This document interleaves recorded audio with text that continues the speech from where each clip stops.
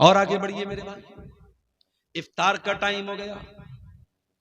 आप इफ्तार करते हैं, बिस्मिल्लाह पढ़ के आपने खजूर मुंह में डाली, खजूर मुंह में डाली, पानी आपने पिया, और पानी जैसे ही आपके हलक के अंदर गया आपने दुआ पढ़ी, ज़हबज़ ज़मऊ वबतल्लतिल उरूक़ु वसबतल अज्रु इंशाअल्लाह।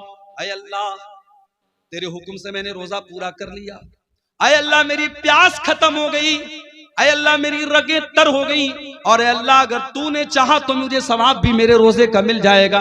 ये बड़ी प्यारी दुआ है। इफ्तार के टाइम यही दुआ पढ़ा करो मेरे प्यारे साथी। और वो दुआ भी आप पढ़ सकते हैं, अल्लाहुम्मा लका सुमतु अला रिज़्क़िका अफ़्तरतु, ऐ अल्लाह मैंने तेरे लिए रोजा रखा और तेरे ही दिए हुए रिस्क पर मैंने इफ्तार किया। और ये भी मसला याद रखो, इफ्तार में जल्दी करने का हुक्म है। अगर घड़ी में 6 बज चुका है और आपकी जंतरी में 6 बजे इफ्तार का टाइम है, तो जानबूझ करके 6 बज करके 2 मिनट पर भी इफ्तार करना ठीक नहीं है। अल्लाह के नबी फरमाते हैं, ला यज़ालुन्नासु बिखैरिन मा अज्जलुल फित्रा, लोग उस वक्त तक भलाई के साथ रहेंगे जब तक इफ्तार में जल्दी करेंगे। क्या मतलब? जैसे इफ्तार का टाइम हो जाए जल्दी से इफ्तार करेंगे, तब तक लोग भलाई के साथ रहेंगे। बात समझ में नहीं आई? मौलाना साहब, एक आदमी 6 बजे इफ्तार कर रहा है, एक आदमी 6 बज करके 5 मिनट पर इफ्तार कर रहा है, वो 5 मिनट ज्यादा रोजा रख रहा है, उसको तो और ज्यादा सवाब मिलना चाहिए। और आप अल्लाह के नबी की हदीस पढ़ रहे हैं कि जो लोग इफ्तार में जल्दी करेंगे वो भलाई के साथ रहेंगे। पता ये चला कि शरीयत हमारी लॉजिक से नहीं चलती है, शरीयत हमारे दिमाग से नहीं चलती है, शरीयत अल्लाह ताला के और उसके रसूल के हुक्म से चलती है। अगर अल्लाह का हुक्म यही है और रसूल का हुक्म यही है कि इफ्तार में जल्दी किया जाए, तो इफ्तार में देर करना ठीक नहीं है। ये मोजा मैंने पहना है, कपड़े का मोजा हो चाहे चमड़े का मोजा हो, आपको मालूम है अगर हमने वजू करके पहना है तो मसा कर सकते हैं मोजे के ऊपर। कभी आपने गौर किया, मोजे का जो नीचे का हिस्सा होता है वो ही ज्यादा गंदा होता है, लेकिन जब हम वजू करते हैं तो मोजे के ऊपर के हिस्से पर मसा करते हैं, हम नीचे के हिस्से पर मसा नहीं करते हैं। पता ये चला कि दीन अकल और राय का नाम नहीं है, दीन तो अल्लाह और उसके रसूल के हुक्म का नाम है। इसीलिए इफ्तार में जल्दी करने का हुक्म दिया गया है।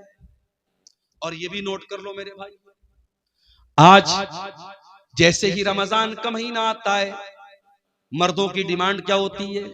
20 तरीके का आइटम बनाया जाए।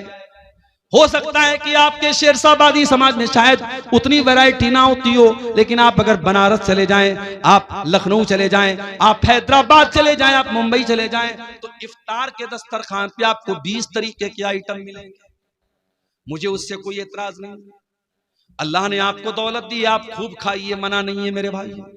लेकिन मुझे इस बात से शिकायत है कि आज अपने घर की औरतों के ऊपर हमने इतना ज्यादा बोझ डाल दिया है। इतने सारे आइटम उनको बनाने होते हैं रमजान के अंदर के बेचारी असर के बाद से लेकर के वो अफ्तार के आइटम बनाने में उनका टाइम लग जाता है, और मगरिब के बाद बेचारी बर्तन धोने में उनका टाइम लग जाता है।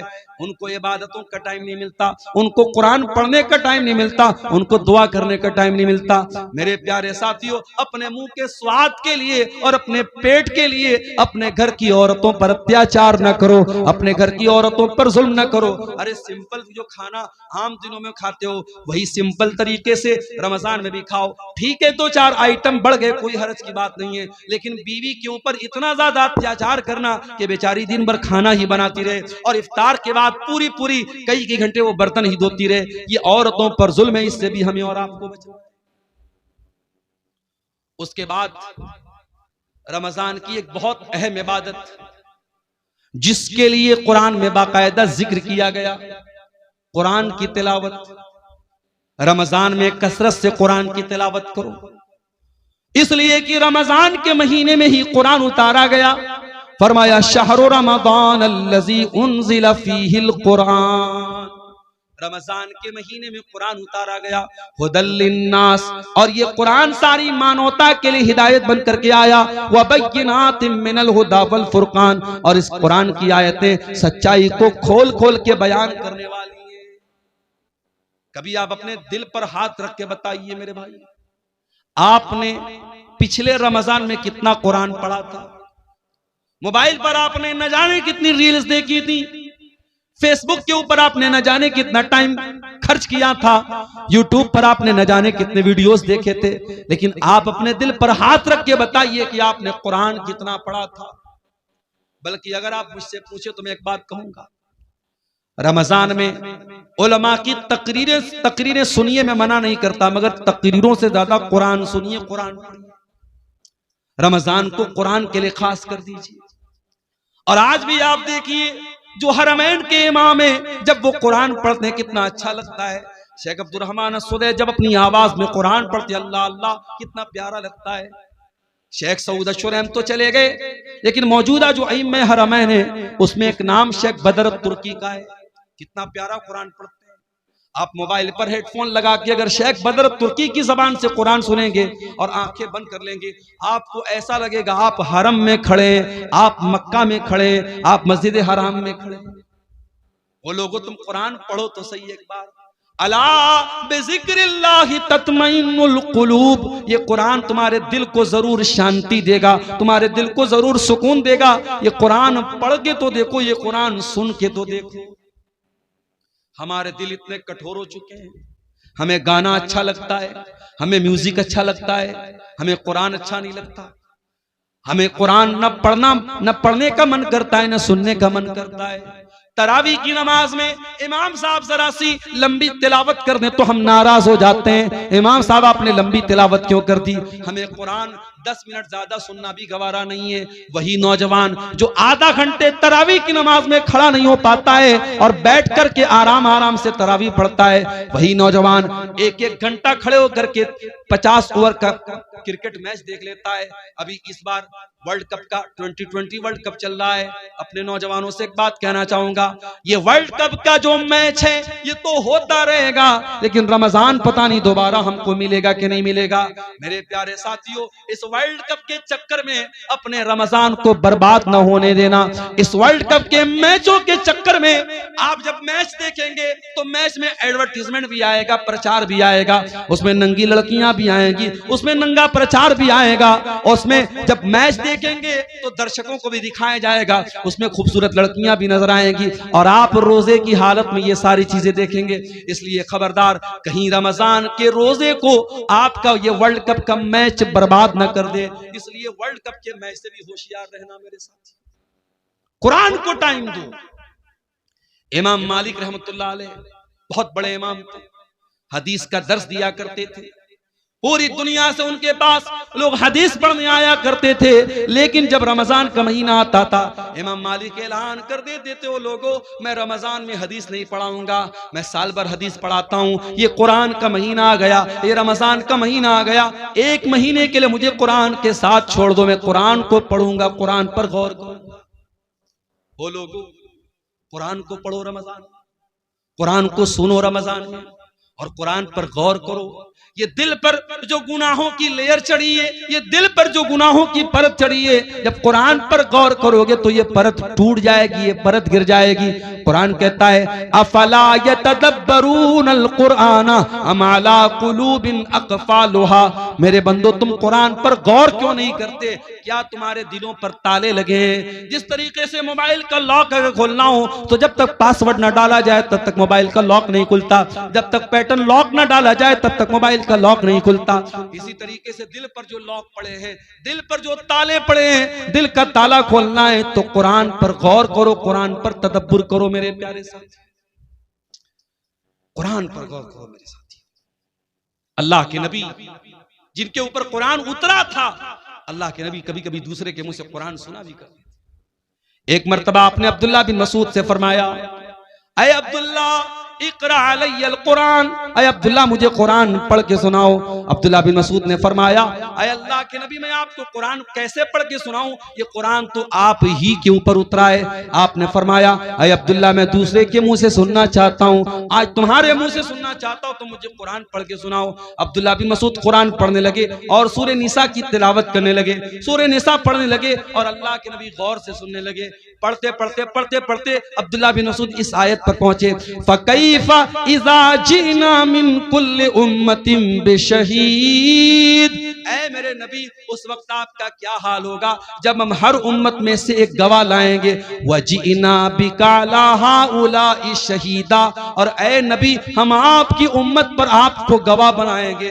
जब अब्दुल्लाह बिन मसूद इस आयत के ऊपर पहुंचे, उन्होंने कहा, वो कहते हैं कि अल्लाह के नबी ने मुझसे कहा बस करो, ऐ अब्दुल्ला बस करो। मैंने नजरें उठा के देखा, मैंने क्या देखा, फैजा ऐनाहु तज़रिफान, अल्लाह के नबी की दोनों आंखों से आंसू बह रहे थे। अल्लाह के रसूल रो रहे थे, ज़ारो कतार आप रो रहे थे। वो जो कयामत के दिन आपके कंधे पे जिम्मेदारी डाली जाएगी, उस जिम्मेदारी को सोच के आप रो रहे थे। ओ मुसलमानों, तुम्हारे नबी तो अपनी जिम्मेदारी का ख्याल करके रो रहे हैं, तुम्हें अपनी जिम्मेदारी का ख्याल कब आएगा? आज ये कौम कहां जा रही है? इस कौम का नौजवान कहां जा रहा है? आज इस कौम की लड़कियां मुर्तद हो रही हैं, इस कौम का नौजवान नशे में धुत है, इस कौम की लड़कियां बेपर्दा हो रही हैं, इस कौम का एक बड़ा तबका हराम कमाई खा रहा है। वो लोगों, तुम्हें कोई चिंता नहीं है, तुम्हारे दिमाग में कोई टेंशन नहीं है। तुम्हारे नबी तो यही टेंशन लेके दुनिया से चले गए। तुम्हारे नबी को तो एक ही टेंशन थी, फलअल्लक बाखिउन नफ्सका अला आतारिहिम इल्लम युमिनु बिहाज़ल हदीस असफा। ऐ मेरे नबी, आपको इतनी टेंशन है, आपको इतनी चिंता है लोगों के ईमान लाने की, कहीं इस टेंशन में आप जान न दे दें। आपके नबी को तो इतनी टेंशन थी, मगर आपको कोई टेंशन नहीं है। अल्लाह के प्यारे नबी उस जिम्मेदारी का एहसास करके रोने लगे, कुरान सुन करके रोने लगे। मेरे साथ कुरान सुनो तो सही, अच्छे कारी की आवाज, खास तौर से जो अफ्रीकन कारी होते हैं। उसमें एक कारी है, कभी यूट्यूब पर सर्च मारिएगा, सूफी अब्दुल रशीद नाम है उनका, ये शायद उधर अफ्रीका वगैरह कहीं के हैं। आवाज बिल्कुल नॉर्मल है, लेकिन जब कुरान पढ़ते हैं दिल में जाके लगता है। मेरे साथी बड़ा प्यारा कुरान पढ़ते, सूफी अब्दुल रशीद नाम है। अच्छे कारी की आवाज में आप कुरान सुनिए, आप ये गाने बजाने भूल जाएंगे। दिल पर जो असर पड़ेगा मेरे साथियों, मैं बयान नहीं कर सकता उसको। रमजान को कुरान का महीना बनाइए मेरे साथी, और आगे बढ़िए। एक और काम अल्लाह के नबी करते थे रमजान में। अब्दुल्लाह बिन अब्बास कहते हैं अल्लाह के नबी रमजान में बहुत ज्यादा सखावत किया करते थे, अल्लाह की राह में दान दिया करते थे। आज भी मुसलमान अपने माल की ज़कात इसी रमजान के महीने में निकालता है। मेरे प्यारे साथियों, आप अपने माल की जो ज़कात होती है आप साल में कभी भी निकाल सकते हैं, बल्कि ज़कात का सही मसला तो यह है, मिसाल के तौर पर अगर मेरे पास आज 1 लाख रुपया है, आज 1 लाख रुपया मेरे पास आया और आज ही के दिन अगले साल तक वो पैसा मेरे पास रहा, तो आज ही के दिन मेरे ऊपर ज़कात फर्ज होगी। लेकिन लोग अपनी आसानी के लिए रमजान में ज़कात निकालते, कोई हरज की बात नहीं, निकाल सकते हैं आप। लेकिन हाँ, ज़कात देने का तरीका भी आज हमारा बड़ा निराला है मेरे साथ। पिछले रमजान में मैं साउथ इंडिया में था, एक मौलवी साहब आए, कहा कि मौलाना कड़ी धूप में हम लोग लाइन लगते हैं, और जब हमारा नंबर आता है तो सेठ जी कहते हैं कि पिछले साल का रिकॉर्ड कहां है। पिछले साल का रिकॉर्ड हमने दिखाया तो कहते इस पर मदरसे की मुहर नहीं लगी है, जाओ। 2-2 घंटा धूप में लगने के बाद वो बेचारा मौलवी जो किसी प्राइवेट मदरसे में पढ़ा रहा था और उसका चंदा करने वो बेंगलोर और गुजरात गया था, 3-3 घंटा लाइन में लगने के बाद उसको वापस कर दिया जाता है और बेचारा वो नाकाम लौट जाता है। ये हालात देख करके मेरे साथियों खून के आंसू रोने का दिल चाहता है। ये ज़कात कोई टैक्स नहीं है जिसे वसूलने के लिए लोगों के दरवाजों पर जाया जाए। होना तो ये चाहिए था, ज़कात देने वाले खुद ऐसा सिस्टम बनाते कि जहां ज़कात के हकदार हैं ज़कात वहां तक पहुंचती। यहां तो बेचारे मौलवी धक्के खा खा के ज़कात वसूल रहे हैं।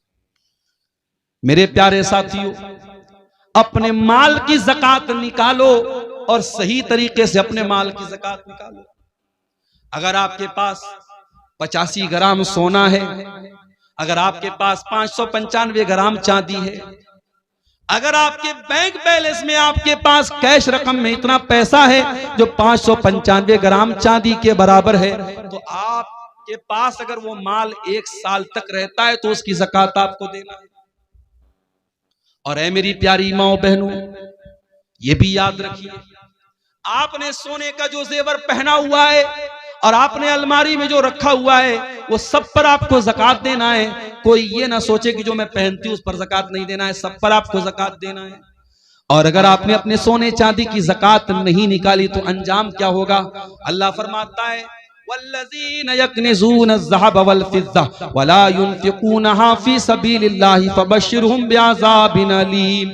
जो लोग सोना चांदी इकट्ठा करते हैं और उसकी ज़कात नहीं निकालते हैं उनको दर्दनाक अज़ाब दिया जाएगा। यौमा युहमा अलैहा फी नारी जहन्नम फतुक्वा बिहा जिबाहुहुम व जुनूबुहुम व ज़ुहूरुहुम। क़यामत के दिन वही सोना चांदी जहन्नम की आग में तपाया जाएगा, उससे उनकी पेशानी को दागा जाएगा, उससे उनके पहलू को दागा जाएगा, उससे उनकी पीठ को दागा जाएगा और कहा जाएगा हाज़ा मा कनज़्तुम लिअन्फुसिकुम फज़ूक़ू मा कुन्तुम तकनिज़ून। ये सोना चांदी जिसकी तुमने ज़कात नहीं निकाली थी, आज उसको अल्लाह ताला ने जहन्नम की आग बना दिया है। आज अजाब का मजा चखो। मेरे प्यारे साथियों, इसलिए अपने माल की सही ज़कात निकालिए। और ये बात याद रखिए, ज़कात कोई टैक्स नहीं है। ज़कात आपके माल के मैल कुचैल को पाक करती है। ज़कात हमारे माल की बरकत को खत्म नहीं होने देती है, आपके माल की सुरक्षा करती है, आपके माल की हिफाजत करती है। इसीलिए अल्लाह कुरान में अपने नबी से कहता है खुज़ मिन अम्वालिहिम सदक़तन तुतहिरुहुम व तुज़क्कीहिम। ऐ नबी, आप लोगों के माल में से ज़कात लीजिए, ये ज़कात उनके माल को पाक करेगी। बिजनेसमैन लोगों से एक बात कहना चाहता हूं, बिजनेसमैन के पास जितना भी माल तिजारत है उस पर उसको ज़कात देना है। मिसाल के तौर पे अगर हमारे दुकान में 10 लाख का माल है तो 10 लाख के माल पे हमको ज़कात देना है। हाँ, मार्केट से जो पैसा हमको लेना है उसको हम माइनस करेंगे और मार्केट में जो पैसा हमको देना है वो माइनस करेंगे, जो लेना है उसको प्लस करेंगे और पूरे माल तिजारत को ऐड करके उसकी ज़कात हमें निकालना है। इसी तरीके से अगर आपने कोई जमीन खरीदी है और आपने जमीन इस मकसद के लिए खरीदी है कि जमीन का दाम बढ़ जाएगा तो हम बेच देंगे, अगर आपने जमीन को बेचने के मकसद से लिया है तो उस जमीन की भी आपको ज़कात देना पड़ेगा। हाँ, अगर आपने जमीन लिया है मकान बनाने के लिए, बच्चों के रहने के लिए, तो उस पर आपको ज़कात नहीं देना है। अपनी जरूरत की चीजों पर भी आपको ज़कात नहीं देना है। 1.5 लाख का मोबाइल आता है, एप्पल का आईफोन आता है, सैमसंग का अल्ट्रा आता है, 1.25 लाख का 1.5 लाख का मोबाइल आता है। 1.5 लाख के मोबाइल पर आपको कोई ज़कात नहीं देना है। 10 लाख की आपके पास 40 लाख की कार है, कार पे आपको कोई ज़कात नहीं देना है। 50 लाख का आपके पास घर है जिसमें आप रहते हैं, उस घर के ऊपर आपको कोई ज़कात नहीं देना है। जो आपकी जरूरत की चीजें हैं, जाती चीजें, उस पर आपको कोई ज़कात नहीं देना है। लेकिन हाँ, जो बिजनेस एसेट है, जो माल तिजारत है, उस पर आपको ज़कात देना है। और कोशिश कीजिए कि अपने माल की पूरी ज़कात रमजान में निकाल दीजिए। और घर की औरतों को भी कुछ पैसा दे दीजिए कि कोई मांगने वाली आए, कोई जरूरतमंद आए तो घर की औरतें भी कुछ अल्लाह की राह में सदका खैरात करें।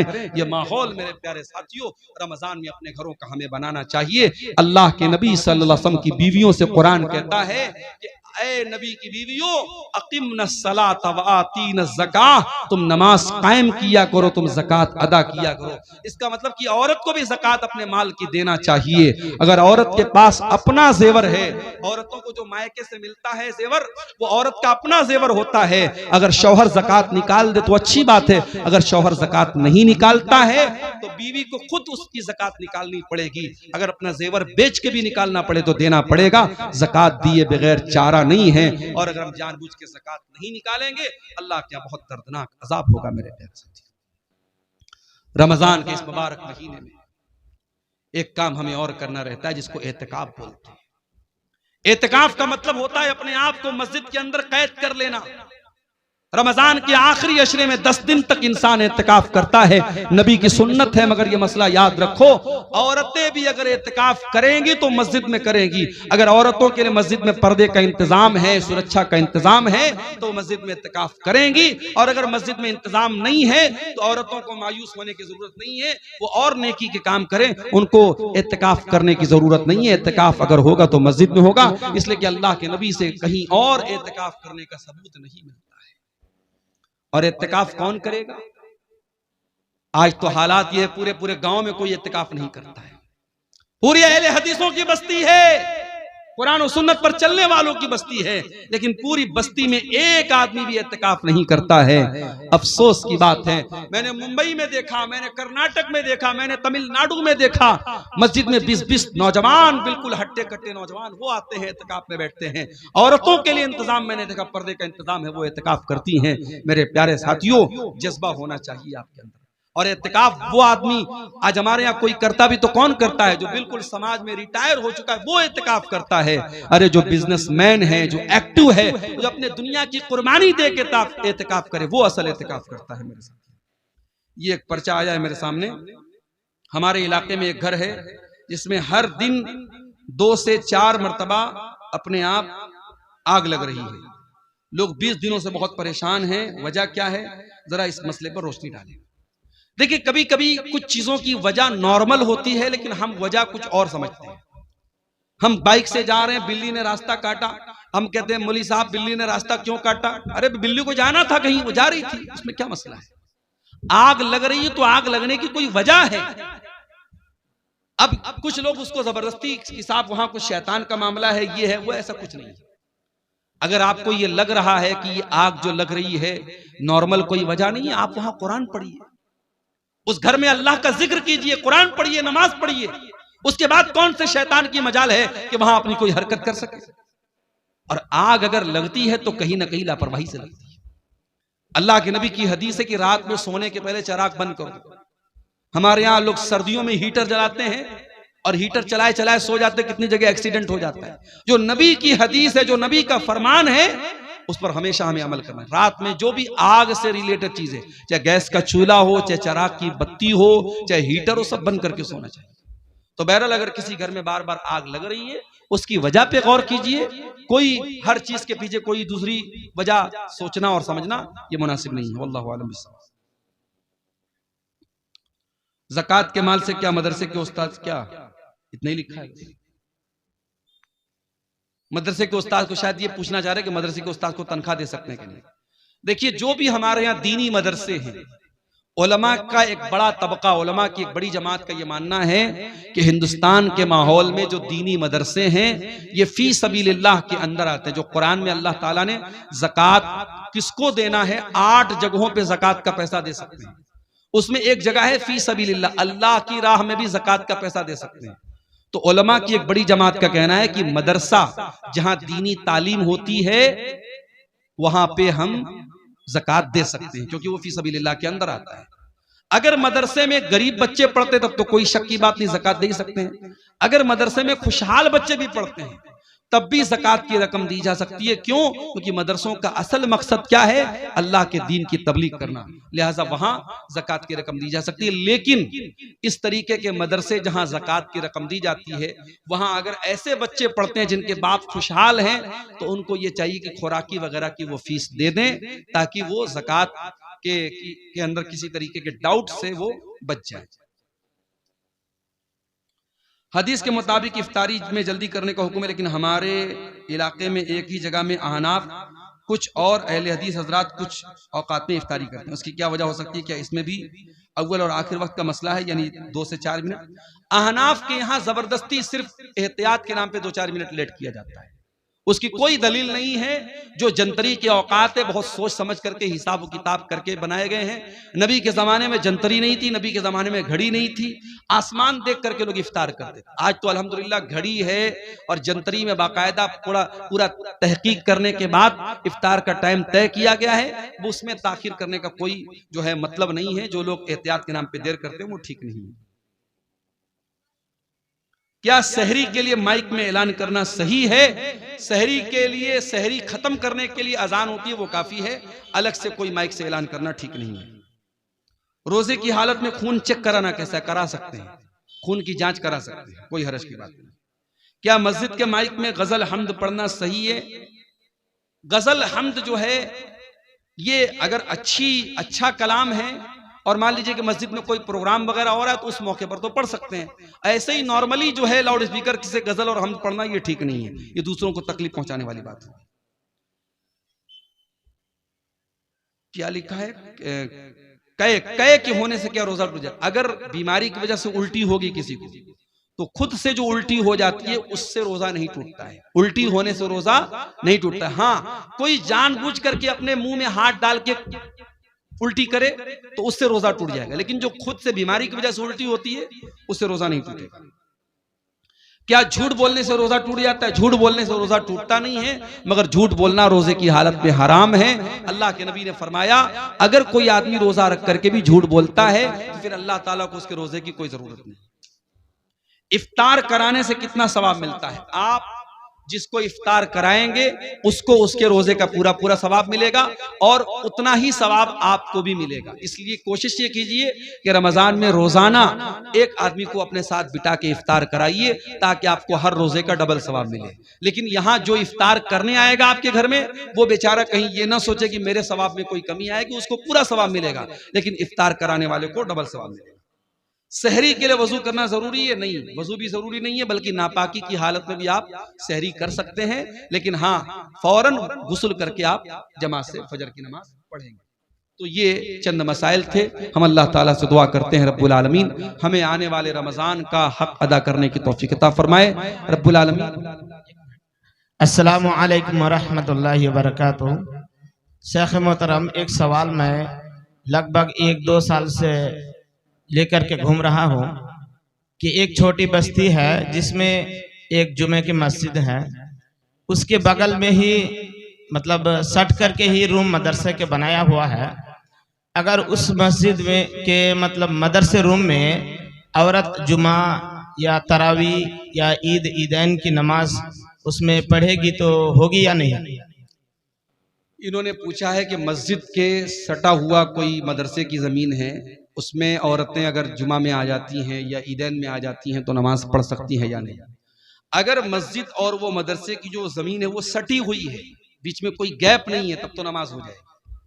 और अगर गैप है बीच में कोई गली है और दोनों सटा हुआ नहीं है, तब फिर ये मसला गड़बड़ है, तब उसमें नमाज पढ़ना ये ठीक नहीं है।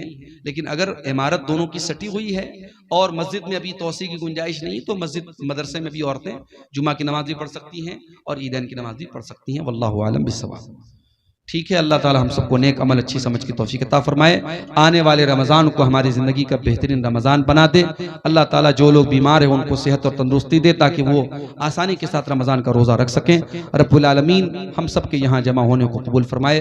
आमीन व आखिर दावाना अल्हम्दुलिल्लाहि रब्बिल आलमीन। अस्सलामु अलैकुम व रहमतुल्लाहि। साल के 11 महीने अल्लाह ताला ने शैतान को खुली छूट दी है, जिसको चाहे बहका सकता है, जिसको चाहे फुसला सकता है। साल के 11 महीने अगर हम कोई गलत काम करते तो हम ये कह सकते हैं कि शैतान ने बहका दिया, शैतान ने फिसला दिया। मगर जब रमजान का महीना आता, अल्लाह के नबी फरमाते हैं इज़ा जा रमजान, जब रमजान का महीना आता है फुतिहत अबवाबुस समा, तो आसमान के तमाम दरवाजे खोल दिए जाते हैं। क्या मतलब?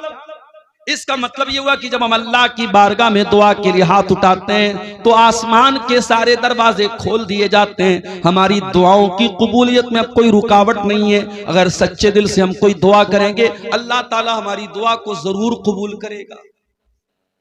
फुतिहत अबवाबुस समा, आसमान के सारे दरवाजे खोल दिए जाते हैं। व गुल्लिकत अबवाबुल जहीम, और जहन्नम के तमाम दरवाजे बंद कर दिए जाते हैं। वसुफ्फिदतिश शयातीन, और एक महीने के लिए शैतान को जेल में डाल दिया जाता है, शैतान को कैद कर दिया जाता है। एक महीने के लिए शैतान को नो एंट्री जोन में डाल दिया जाता है। शैतान को बहकाने की इजाजत नहीं है, शैतान को फुसलाने की इजाजत नहीं है। एक महीना तक आप शैतान से सेफ हो चुके हैं। अब अगर इस एक महीने में भी आप कोई गुनाह का काम कर रहे हैं, इस एक महीने में आप रोजा फर्ज होने के बावजूद रोजा नहीं रख रहे हैं, इस एक महीने में के अंदर भी आप शराब पी रहे हैं, इस एक महीने के अंदर भी जिना हो रहा है, इस एक महीने के अंदर भी लड़कियां बेपर्दा घूम रही हैं, इस एक महीने के अंदर झूठ बोला जा रहा है, इस एक महीने के अंदर कारोबार में बेईमानी हो रही है। इसका मतलब कि शैतान का कोई दोष नहीं है, हम खुद दोषी हैं, हम खुद शैतान बन चुके हैं। और शैतान हमको इतना ट्रेंड कर चुका है, इतना पक्का कर चुका है कि अब एक महीने के लिए शैतान तो मौजूद नहीं है, शैतान तो कैद में है, लेकिन हम फिर भी बुराई से नहीं बच रहे हैं। इसका मतलब कि शैतान को दोष देना बेकार है, हम खुद शैतान बन चुके हैं। एक महीना समझिए कि हमारे लिए अल्लाह ताला की तरफ से हुज्जत कायम कर देता है कि ऐ मेरे बंदे, अब तू बता तेरे पास बहाना क्या है, तेरे पास एक्सक्यूज क्या है। शैतान तो कैद हो चुका है मेरे साथ। यही नहीं मेरे प्यारे साथी, इस रमजान के महीने में एक रात है। कौन सी रात है? आइए कुरान का 30वां पारा खोलते हैं।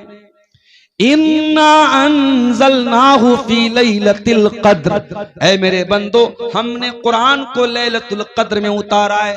वमा अदराका मा लैलतुल क़द्री, और तुम क्या जानो कि लैलतुल क़द्र क्या है। लैलतुल क़द्र खैरुम मिन अल्फि शहर, और ये लैलतुल क़द्र 1000 महीने से बेहतर है। 1000 महीने के बराबर नहीं का, 1000 महीने से बेहतर है। कितनी बेहतर है अल्लाह जानता है। 1000 महीने में, 1000 महीने में आप अगर गौर करें कितने साल होते हैं, कैलकुलेटर पे अगर आप कैलकुलेट करेंगे 1000 को 12 से अगर आप भाग देंगे तो लगभग 84 साढ़े 84 आता है। यानी अगर आपने लैलतुल क़द्र को पा लिया, आपने शबे क़द्र को पा लिया, और उसमें आपने तहज्जुद पढ़ लिया, उसमें आपने तिलावत कर ली, उसमें आपने अल्लाह का जिक्र कर लिया, उसमें आपने अल्लाह की राह में दान दे दिया, उसमें आपने अल्लाह ताला की बारगाह में आंसू बहा दिए, उस एक रात में आपने जो भी इबादत की है वो इबादत 84 साल से भी ज्यादा बेहतर है। 84 साल नेकी करने का जो सवाब है वो एक रात में, और रात कब शुरू होती है? मगरिब के बाद से लेकर के फजर तक रहती है, यानी मैक्सिमम 12 घंटे की वो रात है। 12 घंटे के अंदर आपको अल्लाह ताला ने ऐसी रात दे दी है कि आप उसमें अगर कोई नेकी करेंगे तो आपको 84 साल से भी ज्यादा का सवाब मिलेगा। वो मुबारक रात इसी रमजान में आती है मेरे प्यारे साथी। और वो कब आती है? वो उस रमजान के आखिरी अशरे में आती है। इसीलिए अल्लाह के प्यारे नबी फरमाते हैं, तहर्रू लैलतल क़द्र फिल अशरिल अवाखिर मिन रमजान। ओ लोगो, तुम रमजान के आखिरी अशरे में लैलतुल क़द्र को तलाश किया। और इसीलिए जब रमजान का आखिरी अशरा आता था, जब आखिरी 10 दिन आते थे, अम्मा आयशा फरमाती हैं अल्लाह के प्यारे नबी पूरी रात जागा करते थे, पूरी रात जागा करते थे, और अपनी बीवियों को भी जगाया करते थे, और कमर कस लेते थे। कमर कस लेने का मतलब ये कि एक्टिव हो जाते थे। आखिरी अशरे में अल्लाह के नबी इबादत के मामले में कोई नरमी नहीं बरतते थे। हमारे उल्टा मामला है। हमारे आखिरी अशरे में लोग मार्केट में ज्यादा नजर आते हैं, बाजार ज्यादा जाते हैं, कोई दर्जी के यहाँ दौड़ रहा है, कोई चप्पल वाले के यहाँ दौड़ रहा है, औरतें अपना कपड़ा लेने के लिए दौड़ रही हैं। आखिरी अशरा हमारे यहाँ ईद की शॉपिंग के लिए माना जाता है। मेरे प्यारे साथियों, आखिरी अशरा जिसमें एक रात कोई लैलतुल क़द्र की रात है, उस रात में अल्लाह के नबी रात भर जागा करते थे। मेरे भाइयों, वो रमजान का महीना इंशाअल्लाह कल से शुरू होने वाला है। वो रमजान एक बहुत बड़े मेहमान की शक्ल में हमारे पास आने वाला है। जरा दिल पे हाथ रख के बताओ कि उस मेहमान के लिए आपके दिल में क्या एक्साइटमेंट है। अगर आपको ये लगता है रमजान आएगा, अच्छे अच्छे पकवान हमारे घर में बनेंगे, हम सहरी में ये बनाएंगे, हम इफ्तार में ये बनाएंगे, आपके जहन में अगर रमजान के नाम पे सिर्फ खाना पीना ही आ रहा है तो आपने रमजान का मकसद नहीं समझा, आपने रमजान का मतलब नहीं समझा। जब रमजान का महीना आता था, अल्लाह के नबी खुश हो जाया करते थे और अपने सहाबा को खुशखबरी दिया करते थे। आप फरमाते थे अताकुम रमजान, ऐ मेरे सहाबा रमजान का महीना आ चुका है, शहरुन मुबारकुन, बरकत का महीना आ चुका है। ऐ मेरे सहाबा वो महीना आ चुका है जिस महीने में आसमान के दरवाजे खोल दिए जाते हैं, जिस महीने में जहन्नम के दरवाजे बंद कर दिए जाते हैं, जिस महीने में शयातीन को कैद कर दिया जाता है। उसी रमजान में जैसे ही चांद नजर आएगा, हुक्म दिया गया चांद को देखा करो। चांद को अपने बच्चों के साथ, परिवार के साथ देखने की कोशिश करो। मौसम साफ है, चांद इंशाअल्लाह नजर आएगा।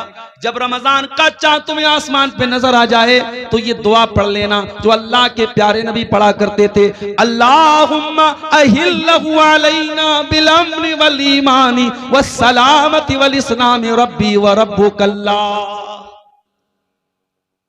क्या दुआ है, चांद देख करके क्या दुआ पढ़ रहे हैं हम।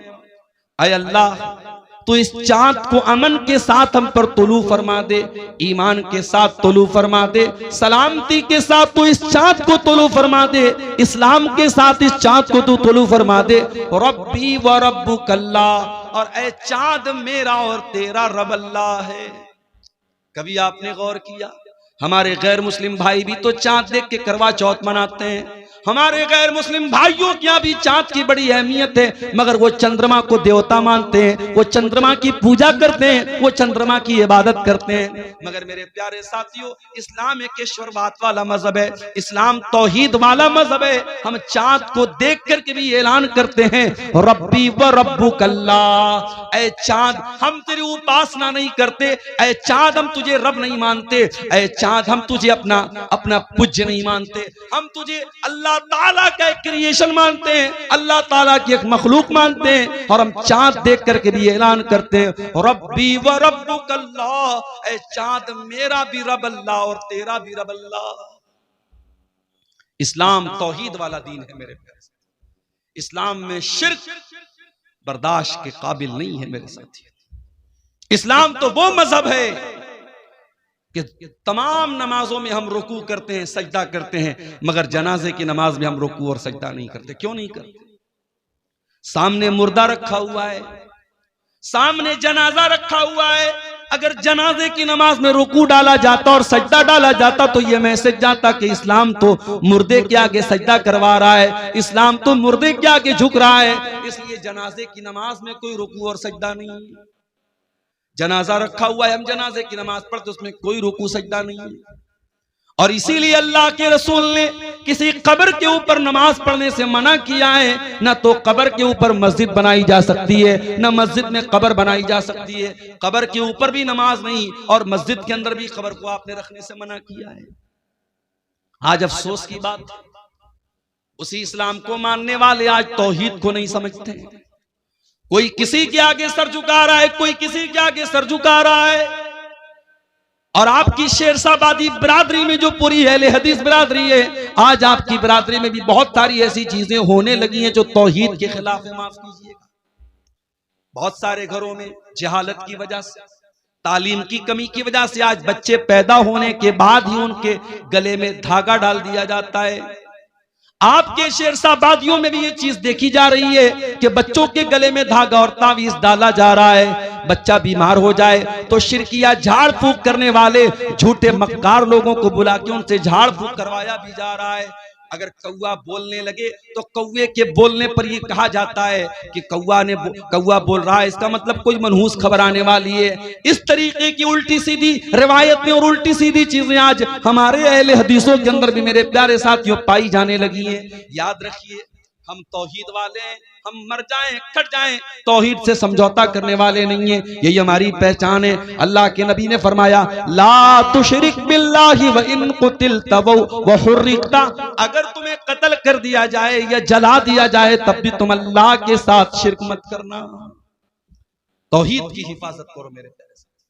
हम चाँद देख करके भी तौहीद का दर्स देते हैं, रब्बी व रब्बुकल्लाह, ऐ चाँद मेरा भी रब अल्लाह है, तेरा भी रब अल्लाह है।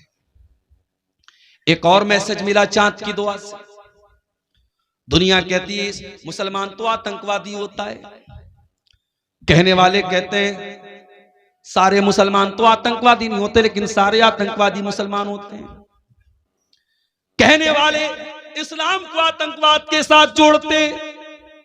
ओ लोगों, इस्लाम आतंकवाद का धर्म कैसे हो सकता है? इस्लाम दहशतगर्दी का मजहब कैसे हो सकता है? इस्लाम तो चांद देख करके भी अमन और शांति की दुआ सिखा रहा है। हम चांद देख करके भी क्या दुआ कर रहे हैं? हम ये दुआ नहीं कर रहे हैं, हाय अल्लाह इस चांद को देखने के बाद तू सिर्फ हमको भलाई अता फरमा। हम कहते हैं अल्लाहुम्मा अहिल्लहु अलैना बिल अम्न वल ईमान वस सलामत वल इस्लाम। आय अल्लाह ये चांद जो रमजान का नजर आने वाला है, आय अल्लाह सारे विश्व के लिए, सारी दुनिया के लिए अमन और शांति का चांद बना दे। अल्लाह इस महीने को तो शांति वाला बना दे, इसमें किसी का खून न बहे, इसमें किसी की जान न जाए, इसमें किसी का माल न लूटे। आय अल्लाह इसको अमन और शांति का और पीस का और आय अल्लाह दुनिया के लिए सलामती का महीना बना दे। जो मुसलमान चांद देख करके भी अमन और शांति की दुआएं करता है, वो मीडिया वालों तुम्हें शर्म नहीं आती? उस इस्लाम को तुम आतंकवाद के साथ जोड़ते हो, उस मुसलमान को तुम आतंकवाद के साथ जोड़ते हो। हाँ, अगर कोई अपने आप को मुसलमान कहने वाला गलत काम करे तो उसके लिए इस्लाम कैसे जिम्मेदार हो सकता है? आज दूसरे मजहब के मानने वाले, आज अमेरिका में जो जेफरी एप्स्टीन की फाइल सामने आ रही है, वो कोई मुसलमान तो नहीं था, वो तो यहूदी था, लेकिन इतना गंदा आदमी था। 6 साल की बच्चियों के साथ रेप किया करता था, छोटी छोटी बच्चियों के साथ वो दरिंदगी किया करता था, उन्हें नोचा करता था, उनको तड़पाया करता था, यहाँ तक के छोटी छोटी बच्चियों को मशीन में डाल के कत्ल करके उनकी बोटी बना बना के खाया करता था।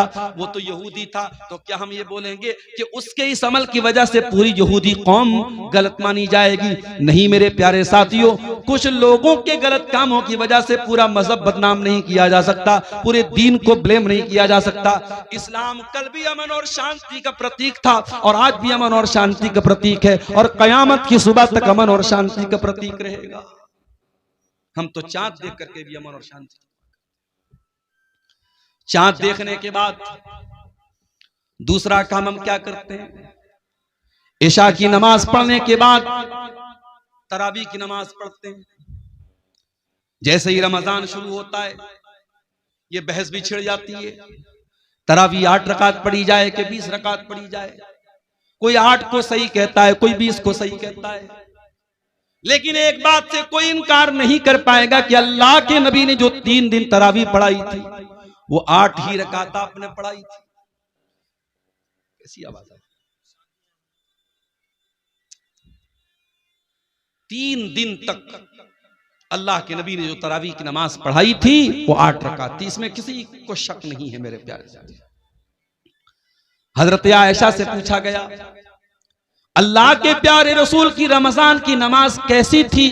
तरावी की नमाज जिसको हम कहते हैं, उसी के बारे में सवाल किया गया। मायशा कैफ़ कानत सलातु रसूलिल्लाह सल्लल्लाहु अलैहि वसल्लम की रमजान, अल्लाह के रसूल की रमजान की नमाज कैसी थी? सवाल करने वाला तरावी के बारे में सवाल कर रहा है। अल्लाह के प्यारे नबी फरमाते हैं मा कान यज़ीदु रसूलुल्लाह सल्लल्लाहु अलैहि वसल्लम अला 11 रकातन, अल्लाह के नबी 11 रकात से ज्यादा कभी नहीं पढ़ते थे। फी रमजान वला फी गैरिही, न तो रमजान में आप पढ़ते थे न गैर रमजान में पढ़ते थे। पता ये चला कि तरावी की नमाज कोई अलग नमाज नहीं है, ये वही तहज्जुद की नमाज है जो अल्लाह के नबी साल के बाकी 11 महीने 11 रकात पढ़ा करते थे। उसी नमाज को आसान बना करके हम इशा के फौरन बाद पढ़ लेते हैं, ताकि जो लोग रात में उठ करके तहज्जुद नहीं पढ़ सकते वो भी रमजान में तरावी पढ़ सके। भाई तहज्जुद की नमाज बड़े खुशनसीब लोगों को हासिल होती है, सब लोग तो तहज्जुद नहीं पढ़ता। कुरान में अल्लाह ताला जब अपने मुत्तकी बंदों का जिक्र करता है तो उनकी पहचान बताता है, वो तहज्जुद पढ़ते हैं।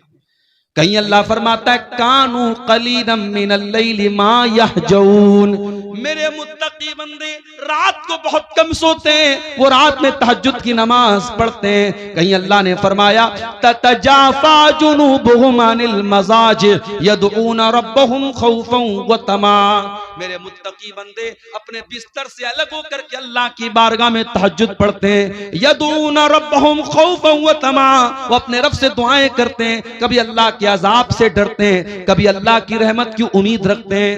व मिम्मा रज़क़नाहुम युनफिकून, और तहज्जुद पढ़ने के बाद अल्लाह की राह में सदका खैरात करते हैं।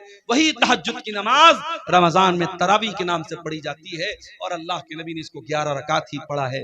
मेरे प्यारे साथियों, हमें और आपको भी चाहिए कि हम तरावी पढ़ें, लेकिन हाँ एक बात याद रखिए, तरावी की नमाज को आज हमारे यहाँ एक हवा बना दिया गया, बहुत मुश्किल बना दिया गया। नहीं, तरावी को आप बहुत मुश्किल मत बनाइए मेरे प्यारे साथियों।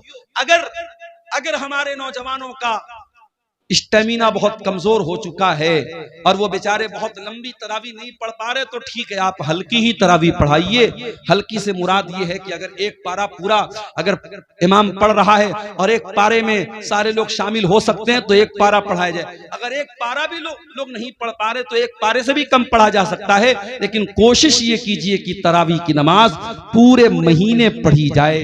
जो ये तरीका हमारे यहाँ चला है कि 3 दिन तरावी पढ़ते हैं, 5 दिन तरावी पढ़ते हैं, उसके बाद मस्जिदों में सन्नाटा छा जाता है, ये तरीका गलत है और किसी भी हदीस से ये तरीका साबित नहीं है कि सिर्फ 3 दिन तरावी पढ़ी जाए। अल्लाह के नबी फरमाते हैं, मन काम रमजान ईमान वहतिसाबन, जो रमजान में क़ियामुल लैल करता है, जो रमजान में तरावी की नमाज पढ़ता है ईमान के साथ और सवाब की नीयत के साथ, ये 2 चीजें बहुत जरूरी हैं।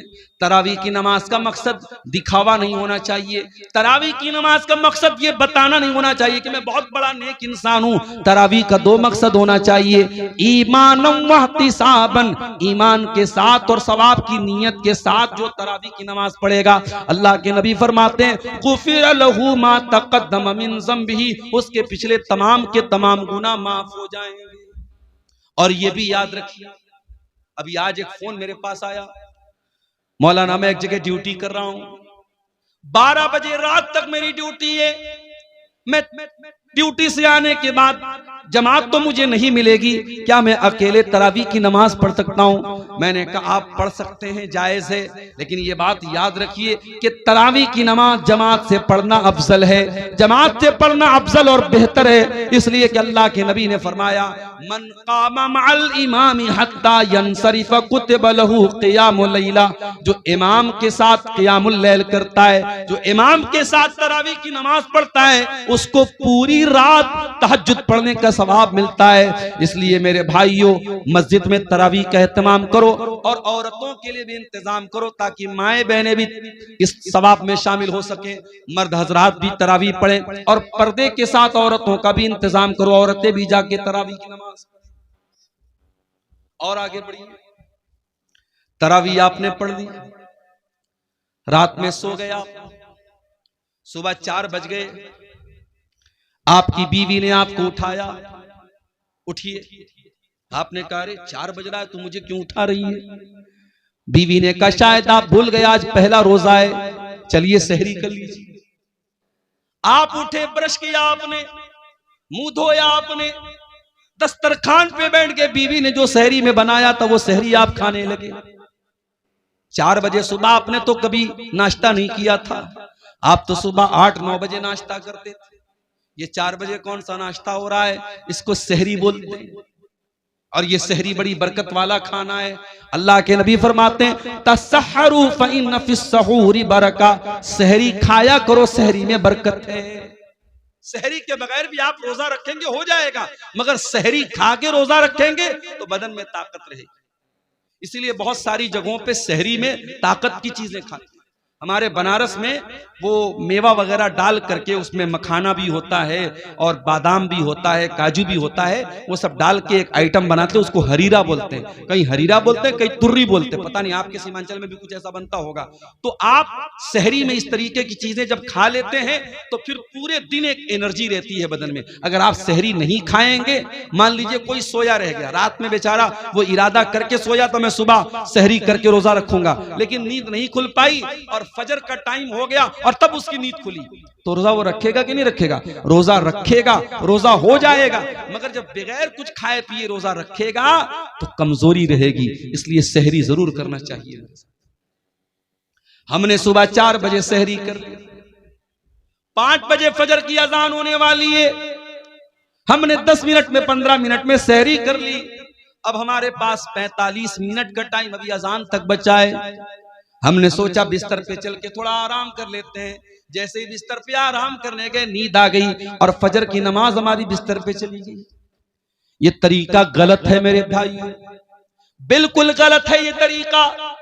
आप 14-14 घंटे भूखे रहते हैं, आप रोजा रखते हैं लेकिन अगर आप नमाज की पाबंदी नहीं करते हैं तो माफ कीजिएगा, रोजा इंपॉर्टेंट है, रोजा अहम है, लेकिन रोजे से भी ज्यादा इंपॉर्टेंट नमाज है। इस्लाम के 5 अरकान में कलमा पढ़ने के बाद दूसरे नंबर पे नमाज है और तीसरे नंबर पे ज़कात है और चौथे नंबर पे रोजा है। आप चौथे नंबर की चीज के लिए तो 14 घंटे मेहनत करते हैं, लेकिन दूसरे नंबर की चीज को आप गोल कर देते हैं, नमाज ही को गायब कर देते हैं। याद रखिए मेरे प्यारे साथियों, इस्लाम में रमजान के रोजे के पहले 5 वक्ता नमाज है, इसलिए नमाज छोड़ करके आप रोजा मत रखिए। अगर आप फजर की नमाज जाने का डर है तो आप सहरी थोड़ा लेट खाइए। अल्लाह के नबी की सुन्नत भी थी कि आप सहरी बहुत लेट खाते थे, यानी फजर की अजान से ठीक 10-15 मिनट पहले आप सहरी खा लीजिए और जब 10 मिनट बचा है आप वजू बना करके बैठ करके दुआ कीजिए, अल्लाह ताला से जिक्र कीजिए अल्लाह ताला का, और फजर की नमाज पढ़ने के बाद ही आप सोइए ताकि आपकी नमाज न छूटने पाए। और आगे बढ़िए, आपने सहरी खाई, फजर की नमाज आपने पढ़ ली, उसके बाद आपको मगरिब की अजान तक कुछ खाना नहीं है।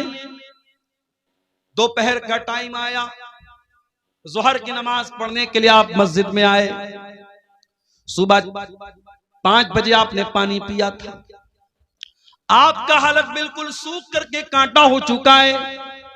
जोहर की नमाज के लिए आपने वजू बनाना स्टार्ट किया, आपने वजू में कुल्ली के लिए मुंह में पानी डाला, पानी आपके मुंह में गया।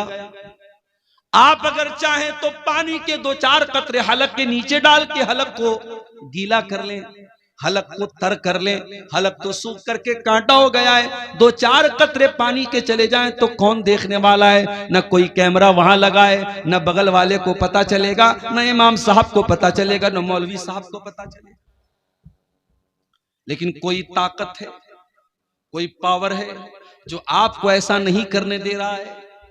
आप प्यास के मारे, बुरा हाल है आपका हलक सूख करके कांटा बना हुआ है और पानी आपके मुंह में जा रहा है, मगर वो कौन सी ताकत है जो पानी को हलक के नीचे डालने नहीं देती है? पानी बाहर आ जाता है, पानी हलक के नीचे नहीं उतरता है। मेरे प्यारे साथियों, इसी का नाम तकवा है, इसी का नाम अल्लाह का डर है, और रमजान का महीना यही तकवा हमें सिखाता है। इसीलिए अल्लाह ने फरमाया, या अय्युहल्लज़ीना आमनू कुतिबा अलैकुमुस्सियामु कमा कुतिबा अलल्लज़ीना मिन क़ब्लिकुम लअल्लकुम तत्तकून। ऐ ईमान वालो, हमने तुम पर रमजान का रोजा फर्ज किया है ताकि तुम मुत्तकी बन जाओ, ताकि तुम अल्लाह से डरने वाले बन जाओ, ताकि तुम हराम चीजों से बचने वाले बन जाओ।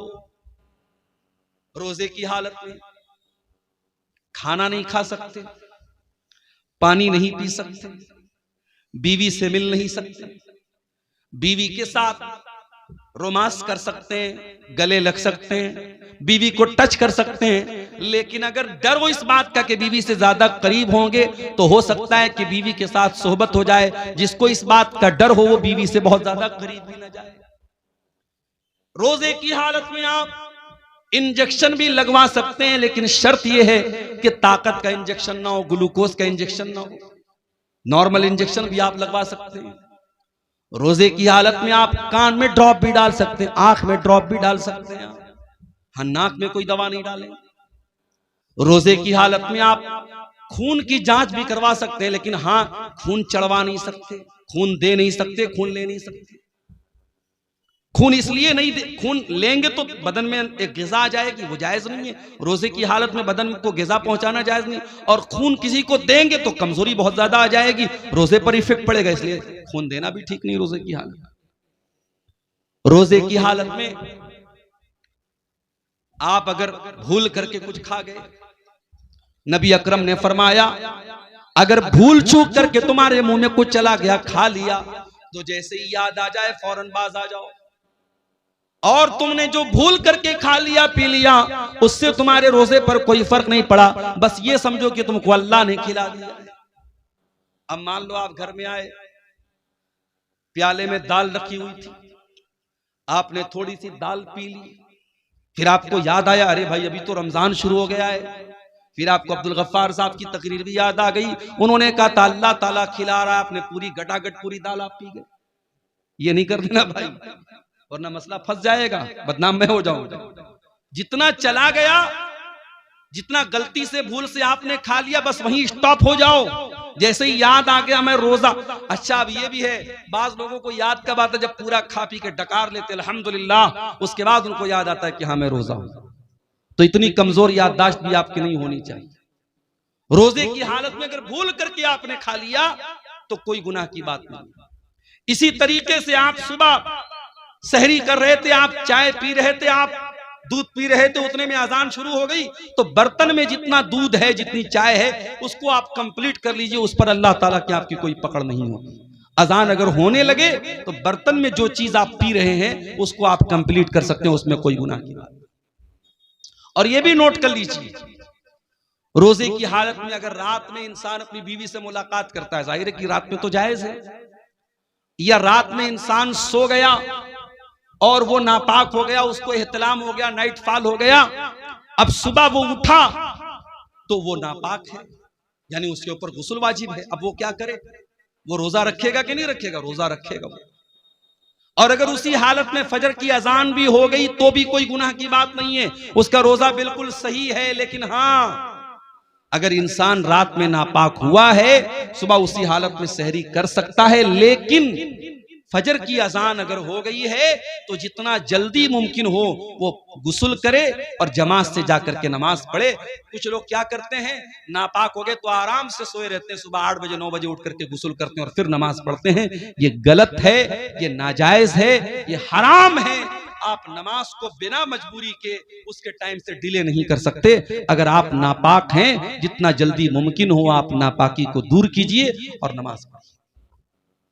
और ये भी याद रखिए, अगर फजर के 1 मिनट पहले भी औरत अगर हैज में थी और पाक हो गई, 1 मिनट पहले भी, मान लीजिए कि अगर 5:15 पे फजर की अजान हो रही है और 5:14 पर औरत को यह लगा कि मैं पाक हो गई हूं, मेरा हैज आना बंद हो गया, पीरियड आना बंद हो गया मेरा, तो उस दिन का रोजा वो रखेगी, उस दिन का वो रोजा रखेगी और फौरन वो गुस्ल करके फजर की नमाज भी पढ़ेगी। हाँ, अगर इसका उल्टा हो जाए, अगर फजर की अजान के 1 मिनट के बाद भी अगर औरत को जो है वो हैज आ जाए तो वो उस दिन का रोजा नहीं रखेगी, वो नापाक मानी जाएगी, वो जितने दिन पीरियड में रहेगी वो रोजा नहीं रखेगी।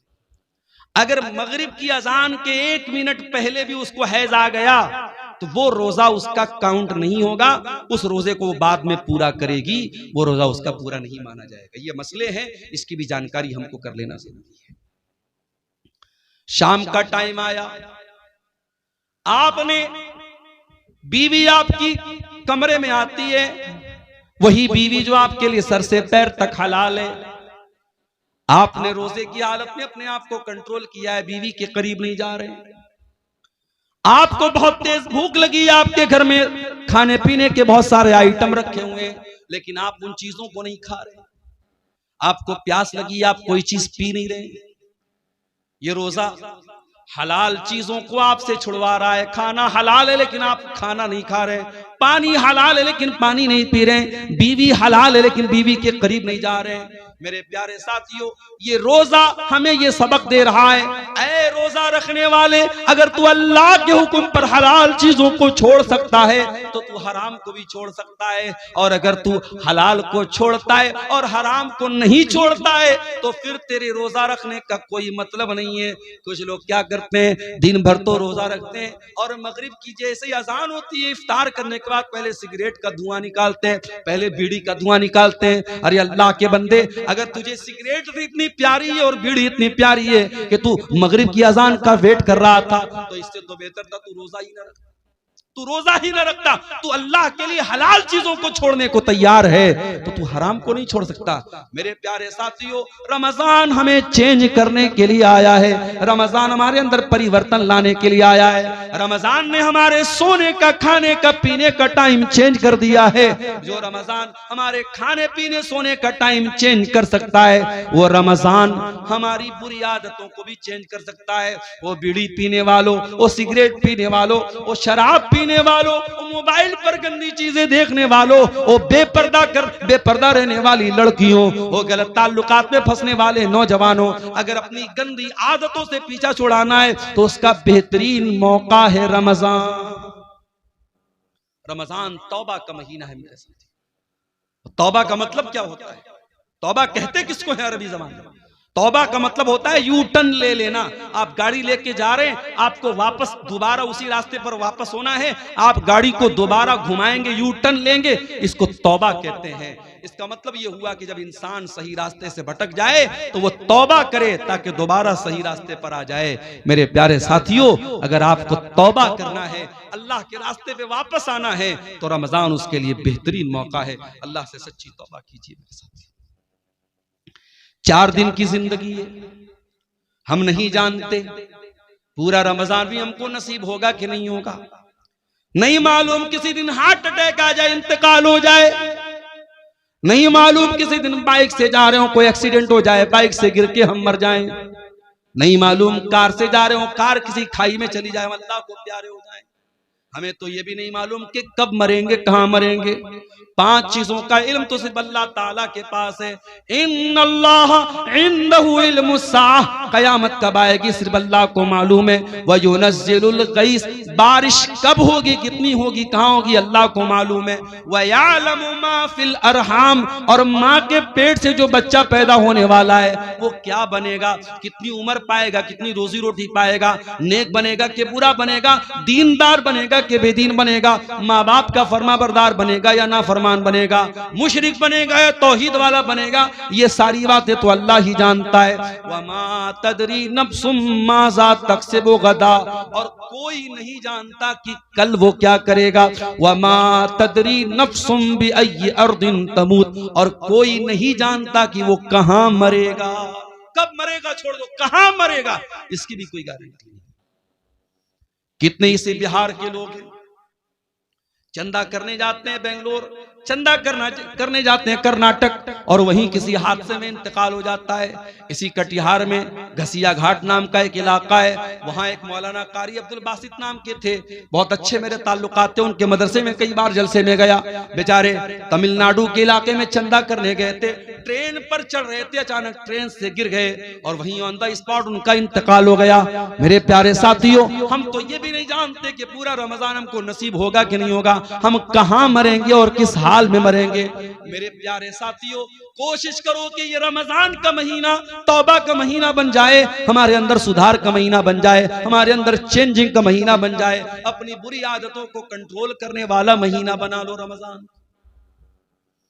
शाम हो गई, इफ्तार का टाइम हो गया, मान लीजिए 6 बजे मगरिब की अजान है। कोशिश ये करो कि 5:30 बजे अपने घर में आ जाओ, जितना इफ्तारी का सामान लेना है पहले ही लेके आ जाओ, आधा घंटे पहले ही आ जाओ घर में, दस्तरखान बिछा लो, बच्चों और परिवार को साथ में ले लो और अल्लाह की बारगाह में दुआ करो। मेरे प्यारे साथियों, रोजे की हालत में अल्लाह ताला दुआ जल्दी कबूल करता है। रोजे का दुआ के साथ बड़ा गहरा कनेक्शन है और इसीलिए अल्लाह ताला ने कुरान में जहां रमजान का जिक्र किया है, जहां रोजे का जिक्र किया है, वहीं अल्लाह ने फरमाया वइज़ा सअलका इबादी अन्नी फइन्नी करीब। ऐ मेरे नबी, जब मेरे बंदे आपसे मेरे बारे में सवाल करें कि अल्लाह कहाँ है, तो ऐ नबी उनको बता दीजिए कि अल्लाह ताला बहुत करीब है। उजीबु दावत दाई इज़ा दान, और जब भी कोई दुआ करने वाला अल्लाह को पुकारता है, अल्लाह जरूर उसकी दुआ को सुनता है। शर्त यह है फलयस्तजीबू ली वलयुमिनु बी, कि वह अल्लाह की बात माने और अल्लाह पर ईमान रखे। अगर वाकई में हम अल्लाह की बात माने तो जरूर अल्लाह हमारी दुआ सुने, मगर हम अल्लाह की बात मानते कहां हैं? हम तो गुनाहों की दुनिया में लथपथ रहते हैं, हराम कमाई खाते हैं, सूद ब्याज खाते हैं, हराम काम करते, और उसके बाद हम कहते हैं अल्लाह हमारी दुआओं को नहीं सुनता। अल्लाह ने हम पर जालिमों को मुसल्लत कर दिया है, फला जालिम है, फला जालिम। अरे सबसे बड़े जालिम हम हैं। दूसरों को जालिम कहने से पहले अपने गिरबान में झांके, हमने अपने ऊपर कितना जुल्म किया है। इसलिए मेरे प्यारे साथियों, रमजान में दुआ करो, और दुआ करना है तो जरा नबियों से सीखो कि दुआ कैसे की जाती है। आदम अलैहिस्सलाम से गलती हो तो क्या दुआ की उन्होंने, और रब्बना ज़लमना अनफुसना व इल्लम तगफिर लना व तरहमना लनकूनन्न मिनल खासिरीन। ऐ परवरदिगार, हमने अपनी जानों पर जुल्म किया है और अगर तूने नहीं बख्शा और तूने रहम न किया, ऐ अल्लाह हमसे ज्यादा खसारा उठाने वाला कोई न होगा। यूनुस अलैहिस्सलाम को देखो, मछली के पेट में, जहां दुनिया का कोई नेटवर्क काम नहीं करता, वहां क्या दुआ कर रहे हैं, फनादा फिज़्ज़ुलुमाति अल्ला इलाहा इल्ला अंत सुब्हानका इन्नी कुन्तु मिनज़ ज़ालिमीन। यूनुस अलैहिस्सलाम ने तीन अंधेरों में, समंदर का अंधेरा था, पानी का, समंदर का अंधेरा था, रात का अंधेरा था और मछली के पेट का अंधेरा था, तीन अंधेरों में उन्होंने अल्लाह को पुकारा। और क्या पुकारा, ला इलाहा इल्ला अंता सुब्हानका इन्नी कुन्तु मिनज़ ज़ालिमीन। ऐ अल्लाह तू पाक है, ऐ अल्लाह तेरे सिवा मेरा कोई सहारा नहीं है, ऐ अल्लाह तू पाक है, इन्नी कुन्तु मिनज़ ज़ालिमीन। ऐ अल्लाह मैं जालिम हूं, मेरी गलती है। दुआ मांगने का तरीका सीखो मेरे प्यारे साथियों नबियों से। इसीलिए अल्लाह के नबी फरमाते हैं, मछली वाले नबी की दुआ बहुत बेहतरीन दुआ है और मुसलमान जब भी किसी मुसीबत में ये दुआ करेगा, अल्लाह ताला जरूर उसकी दुआ को। इब्राहिम अलैहिस्सलाम को देखो, 85 साल की उम्र हो चुकी है, औलाद नहीं है। यहां तो 14-15 साल हो जाए और औलाद ना हो तो दुनिया वाले ताना मारने लगते हैं कि इसको तो औलाद नहीं हो रही है, और इंसान भी मायूस हो जाता है। यहाँ 85 साल की उम्र हो चुकी है, इब्राहिम अपने रब से मायूस नहीं है। क्या दुआ करते हैं, रब्बी हबली मिन लदुनका ज़ुर्रियतन तय्यबा इन्नका समीउद दुआ। ऐ अल्लाह तू मुझे पाक औलाद दे दे, ऐ अल्लाह तू दुआओं को सुनने वाला है। रब्बी हबली मिनस सालिहीन, ऐ अल्लाह मुझे नेक बेटा अता फरमा। अय्यूब अलैहिस्सलाम को देखो, बीमार है, पूरे बदन में जख्म है, पूरे बदन से खून बह रहा है, पूरे बदन में परेशानी है, और अय्यूब अलैहिस्सलाम दुआ कर रहे हैं, व अय्यूबा इज़ नादा रब्बहू अन्नी मस्सनियद्दुर्रु व अंत अरहमुर राहिमीन। कहते ऐ अल्लाह मुझे ये बीमारी पहुंची है, ऐ अल्लाह मुझे ये तकलीफ पहुंची है, और ऐ अल्लाह सबसे बड़ा रहम करने वाला तू है, अगर तूने रहम न किया तो तेरा बंदा कहां जाएगा। मेरे प्यारे साथियों, रमजान को दुआ का महीना बना लो, खूब दुआएं करो, इफ्तार के टाइम दुआ करो, सहरी के टाइम दुआ करो, तरावी के बाद बैठ के दुआ करो, रात के सन्नाटे में दुआ करो, दिन के उजाले में दुआ करो। रमजान का दुआ के साथ बड़ा गहरा कनेक्शन है, बहुत गहरा ताल्लुक है। और हो सके एक किताब बता रहा हूं, मोबाइल पर भी वो किताब मिल जाएगी आपको, प्ले स्टोर में भी मिल जाएगी। किताब का नाम नोट कर लो, हिस्नुल मुस्लिम, अरब के एक आलिम की किताब है, बहुत अच्छी किताब है दुआओं की। छोटी छोटी दुआएं जो नबी की दुआएं हैं, नबी की सिखाई गई दुआओं को पढ़ा करो। नबी के अल्फाज में बड़ी बरकत है, नबी के अल्फाज बड़े जामिया होते थे। अगर वो नहीं पढ़ सकते, अगर पढ़े लिखे नहीं हो, तो अपनी भाषा में, अपनी जबान में, तुम शेरशाबादी लैंग्वेज में, तुम बंगला जुबान में भी अल्लाह से दुआएं कर सकते हो। अल्लाह ताला हर जबान को समझता है, वो दिल की भाषाओं को जानता है, वो दिल की जबान को जानता है। हम जबान से कहें या न कहें, हमारा दिल जब तड़पता है, हमारा दिल जब रोता है, हमारे दिल की सदाओं को भी अल्लाह ताला सुन लेता है।